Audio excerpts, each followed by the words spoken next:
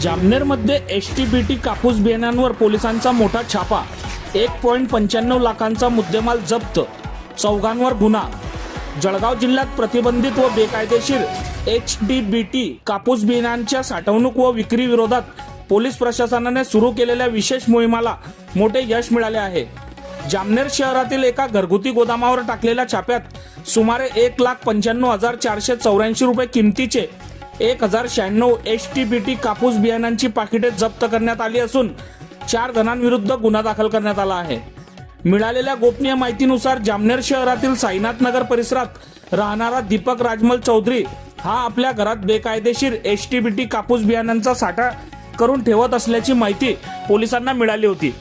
त्यानुसार पोलीस अधीक्षक श्रीकांत दिवरे यांच्या मार्गदर्शनाखाली परिवीक्षाधीन पोलीस उप अधीक्षक प्रशांत देवकर यांनी पथकासह संबंधित ठिकाणी छापा टाकला.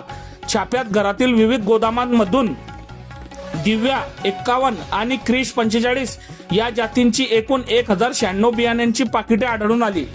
या बियाण्यांची बाजार मूल्य सुमारे 1,95,484 रुपये असल्याचे तपासात समोर आले आहे. तपास दरम्यान ही बियाणे गोल्ड किंग बायोजिन्स प्राली अहमदाबाद या उत्पादक कंपनीची असल्याचा उल्लेख आढळला.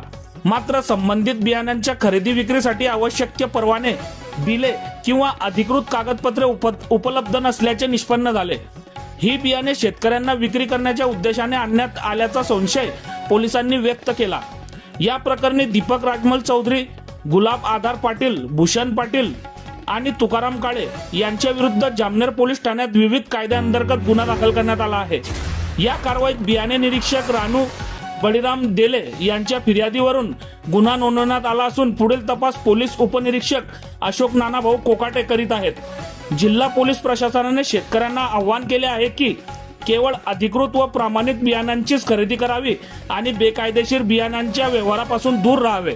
बघत रहा MH19 न्यूज. मुख्य संपादक श्रीकांत वानखेडे सोबत ब्युरो चीफ जोहेब सय्यद, जळगाव जिल्हा, महाराष्ट्र.